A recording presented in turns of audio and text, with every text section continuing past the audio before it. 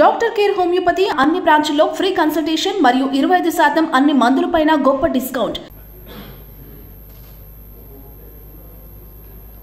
మామిడాల యశస్విని అనే నేను శాసనసభ సభ్యురాలిగా ఎన్నికైనందున శాసనం ద్వారా నిర్మితమైన భారత రాజ్యాంగం పట్ల నిజమైన విశ్వాసం, విధేయత చూపుతానని, భారతదేశ సార్వభౌమాధికారాన్ని, సమగ్రతను కాపాడుతానని, నేను స్వీకరించబోయే కర్తవ్యాన్ని శ్రద్ధాశక్తులతో నిర్వహిస్తానని దైవసాక్షిగా ప్రమాణం చేస్తున్నాను.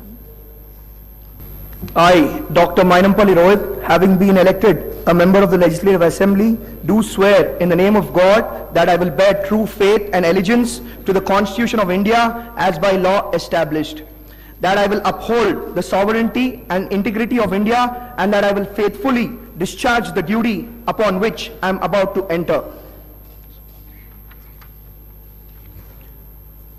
I, Dr. Mainampalli Rohit, member of Telangana Legislative Assembly, do swear in the name of God that I shall abide by and follow the rules and observe the etiquette and respect the conventions of the House.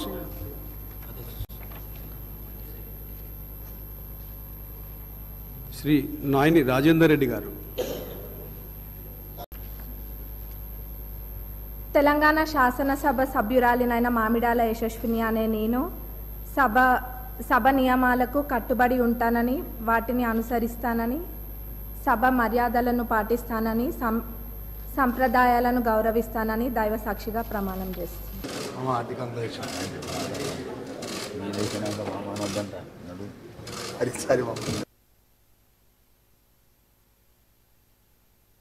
నేను ఒకటే మాట అంటా ఉన్నా అధ్యక్ష, వారు పర్సనల్గా చాలా దారుణంగా ఒక ముఖ్యమంత్రిలాగా కాకుండా ఏదో పిసిసి అధ్యక్ష పదవుల్లో అక్కడ గాంధీ భవన్లో కూర్చుని ఒక ప్రెస్ మీట్లో మాట్లాడినట్టు స్వీపింగ్ రిమార్క్స్. అధ్యక్ష, ఇవాళ ఆయన ఒక గౌరవమైన రాజ్యాంగబద్ధమైన పదవిలో ఉన్నారు. అధ్యక్ష, నేనేమంటా ఉన్నా అధ్యక్ష, చెప్పాలి, గుర్తు చేయాలి, ఆయన గుర్తులేదు. నేనేమంటున్నా అధ్యక్ష,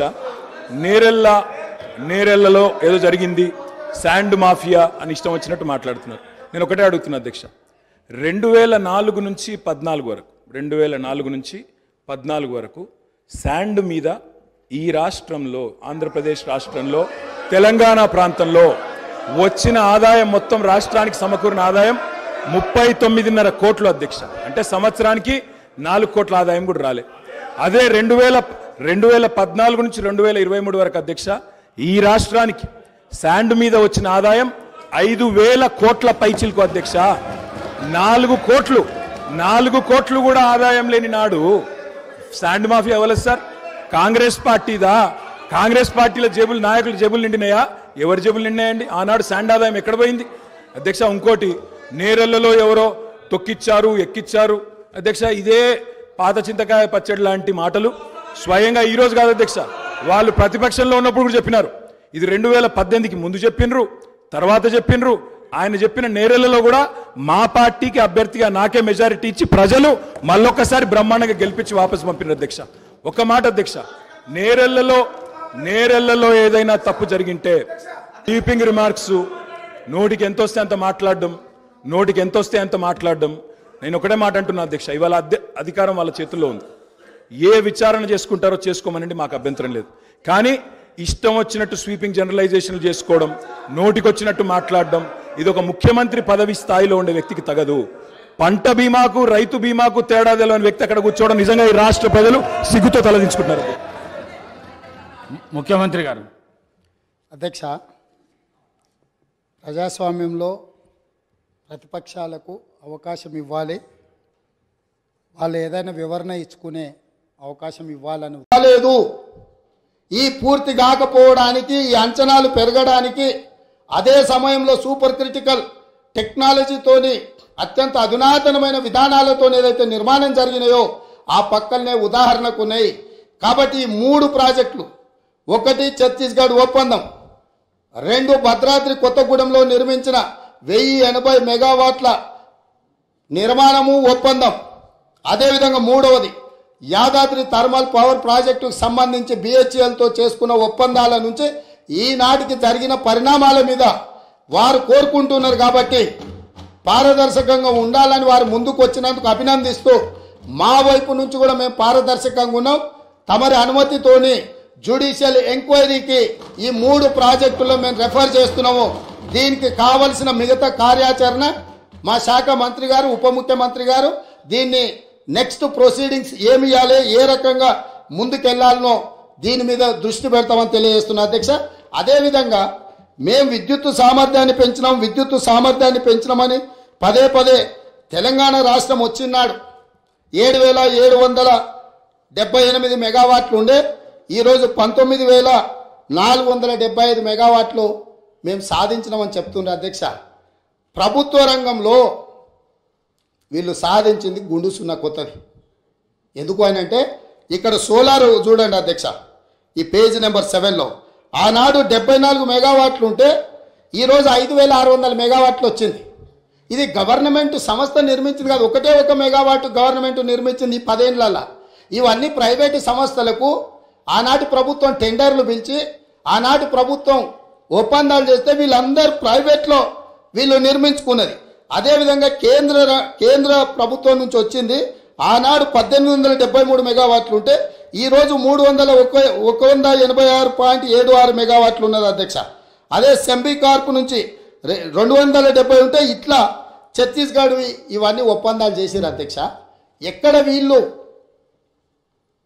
జెన్కో ఆధ్వర్యంలో రాష్ట్ర ప్రభుత్వం కొత్త ప్రాజెక్టులను ఏవి నిర్మించలే. వీళ్ళు గొప్పగా చెప్పుకున్న భద్రాద్రి కాలం చెల్లిపోయింది. యాదాద్రి ఇంతవరకు 1 మెగావాట్ కూడా విద్యుత్ ఉత్పత్తి చేయలే. 35,000 కోట్ల రూపాయలు ఖర్చు పెట్టి సింగిల్ మెగావాట్ విద్యుత్ కూడా ఉత్పత్తి చేయకుండా 10 సంవత్సరాల తర్వాత మళ్ళీ సభలో నిలబడి మంత్రులందరి మీద దాడి చేసి దబాయించి ఇంకా ఎంతకాలం గడుపుతారు అధ్యక్ష? ఎంతకాలం గడుపుతారు? మేము స్పష్టంగా మా మంత్రి కోమటిరెడ్డి వెంకటరెడ్డి గారు 24 గంటల విద్యుత్ మీద వీళ్ళు డంబాచార ప్రకటనలు చేస్తుంటే సబ్ స్టేషన్లు కూర్చొని లాగ్ బుక్కులు తీసుకొచ్చి ముందర పెడితే అక్కడ ఉన్న లైన్మెన్ క్లియర్గా చెప్పిండు 8 నుంచి 10 గంటలు ఇచ్చినాం, కొన్నిసార్లు 12 గంటలు ఇచ్చినాం సార్, ఈ మధ్యకాలంలో అంతకంటే ఇవ్వలేదు అని చెప్పి స్పష్టంగా చెప్పిండు. వారు ఎప్పుడైతే సబ్ స్టేషన్లకి వెళ్ళి లాగ్ బుక్కులు తీయడం మొదలు పెట్టినరో అన్ని సబ్ స్టేషన్లలో అక్కడ ఉండే రైతులని లాగ్ బుక్ తీయంగా అనగానే అది మాయం చేసిరు. ఈరోజు నిజంగానే వారికి పట్టింపు ఉంటే ఒక అఖిలపక్షాన్ని నేద్దాం, సబ్ స్టేషన్ల వారిగా లాగ్ బుక్లు గతంలోనే మాయం చేసినా ఎక్కడున్నో బయటికి తీద్దాం. వీళ్ళు వ్యవసాయంలో మోటార్లు నడవాలంటే 3 ఫేజ్ కరెంట్ ఉండాలి.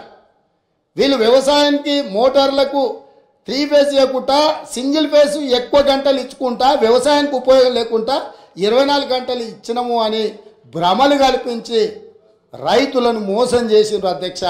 దానికి సంబంధించి వాళ్ళు కోరుకుంటే మాకేం అభ్యంతరం లేదు. అఖిల పక్షాన్ని నిజ నిర్ధారణ కమిటీ కింద ఏతం ఆ పార్టీ ఆ మంత్రి గారిని కూడా ఇందులో భాగస్వామిని చేయండి.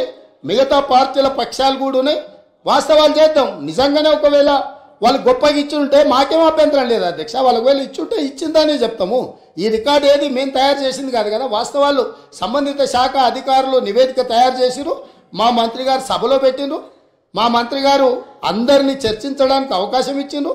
అందరు చర్చించిన దాని మీద వారి సూచనలు బాగుంటే అవి తీసుకుంటామని కూడా చెప్పినాం. ఇప్పుడు వాళ్ళు ఒక మంచి సూచన చేసిరు, మీరు జ్యుడిషియల్ ఎంక్వైరీ చేయండి, మేము సిద్ధంగా ఉన్నాను. ఇంత మంచి సూచన వాళ్ళు చేసినాక ప్రతిపక్షమే ముందుకు వచ్చి వాళ్ళ పరిపాలన మీద పారదర్శకత కోసం జ్యుడిషియల్ ఎంక్వైరీ అడిగింది కాబట్టి వారి కోరిక మేరకు జ్యుడిషియల్ ఎంక్వైరీకి ఈ ప్రభుత్వం ఆదేశాలు ఇస్తుందని తమ ద్వారా తెలియజేస్తున్నాను అధ్యక్ష.